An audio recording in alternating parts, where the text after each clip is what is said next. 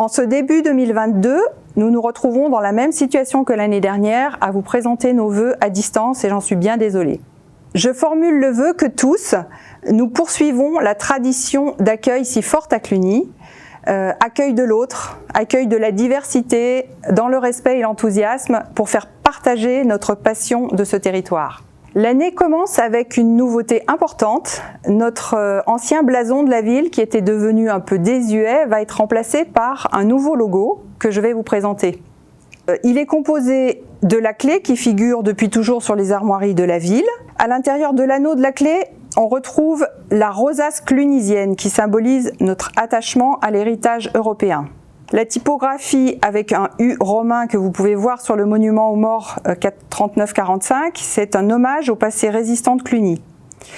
Et pour finir, un bel élément graphique avec cet arc brisé qui rappelle les maisons romanes et l'impressionnante voûte de l'abbaye. Le logo peut être aussi décliné avec un fond rouge. Voilà, cette nouvelle identité qui va vous accompagner dorénavant fait une belle part, il me semble, entre l'héritage et la modernité. Et ce sera surtout beaucoup plus facile à adapter pour le numérique qui est quand même aussi très présent dans nos vies aujourd'hui. On va d'ailleurs la faire apparaître là.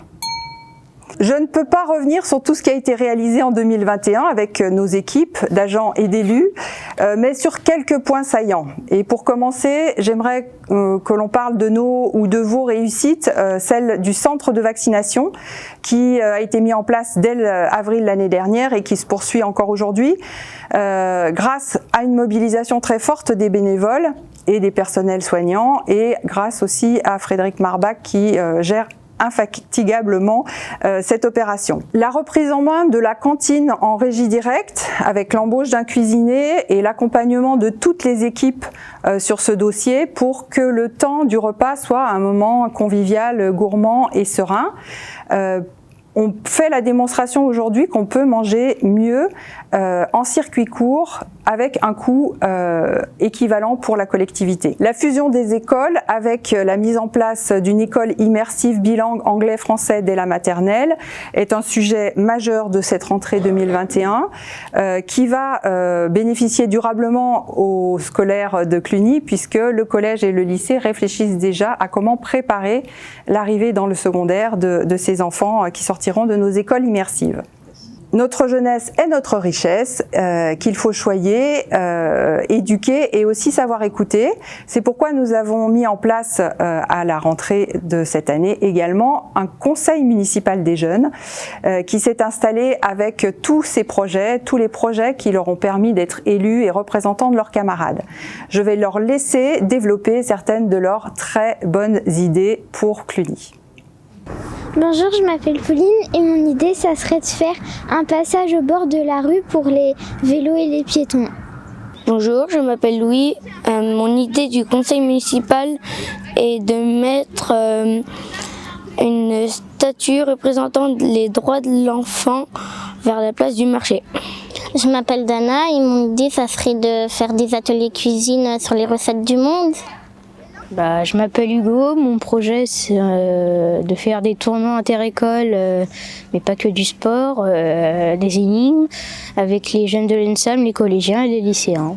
Je m'appelle Léonie, mon projet ce serait de faire un distributeur d'histoire dans les salles d'attente chez le médecin par exemple, qui durerait 5, 10 ou 20 minutes.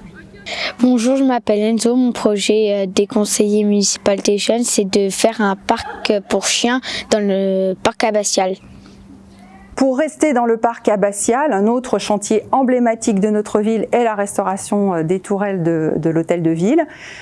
Donc 2022 sera aussi une année intéressante pour ce chantier puisqu'on aura la chance d'avoir les deux tourelles, une restaurée et l'autre en chantier. Donc on pourra voir le avant-après et renforcer la communication autour de ce chantier qui est unique en Europe et essayer d'attirer d'autres mécènes que ceux qu'on a déjà pu toucher à travers les Amis de Cluny, la Fondation du patrimoine Jeanne, la Fondation Plaque au Plâtre et autres. Donc si vous êtes intéressé pour aider la municipalité sur ce dossier, n'hésitez pas. Pour rester dans le registre des dons, c'est une autre magie de Cluny, c'est d'attirer des dons divers et variés. Donc on a régulièrement des dons qui sont plutôt des fonds documentaires, des gravures, des photos. On a aussi des pierres, il y en a une qui vient d'arriver récemment sur un linteau de l'abbaye aux Armoiries de Lorraine par exemple. Et on a un fonds que vous connaissez tous maintenant, qui est le fonds de Giles Constable, qui est au-dessus de la salle du conseil municipal à la mairie. Et ce fonds va encore s'enrichir puisque on vient d'apprendre le don de 1200 documents supplémentaires qu'il va falloir loger quelque part à la mairie de Cluny et qui intéresse un certain nombre de chercheurs internationaux. Tout ce travail d'accueil de ces dons, c'est aussi une préoccupation importante qui nous occupe bien. Et dans la poursuite aussi du travail des chercheurs qui travaillent autour de l'histoire de Cluny, on a aussi, vous le savez, les fouilles archéologiques qui reviennent régulièrement, qui ont été mises en lumière, on va dire, à cause du trésor qui a été trouvé en 2017, mais qui devraient revenir aussi tenir un colloque international en juin 2022, là, sur Cluny. Ainsi, le caractère international de notre cité reste ancré encore fortement aujourd'hui à Cluny. Donc, les plus de 2000 sites répertoriés en Europe comme relevant de Cluny sont aujourd'hui regroupés, pas tous, hein, mais une partie sont regroupés au sein de la Fédération européenne des sites clunisiens qui, vous le savez, demande la reconnaissance auprès de l'UNESCO. Donc ce réseau très fort, très vif, c'est aussi une richesse et une promesse pour la ville de Cluny sur cette année 2022. Autre projet plus visible par les Clunisois, c'est la reconstruction du manège, donc qui a été démoli sur la fin d'année 2021.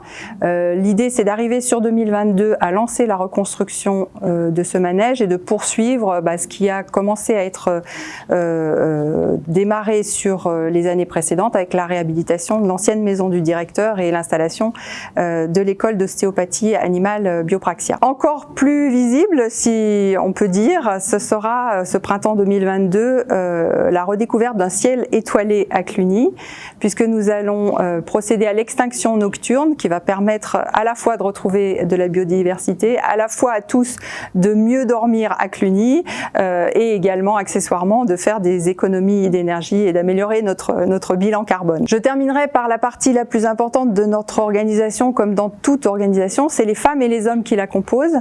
Et donc je voulais vous présenter les quelques agents qui sont arrivés récemment dans notre équipe. Laure, à la direction générale des services, Clément, le directeur du centre technique municipal, qui va bientôt être rejoint par son adjoint Jean, Manon et Valérie qui sont arrivés à l'accueil, que vous avez déjà pu découvrir, Véronique au centre social.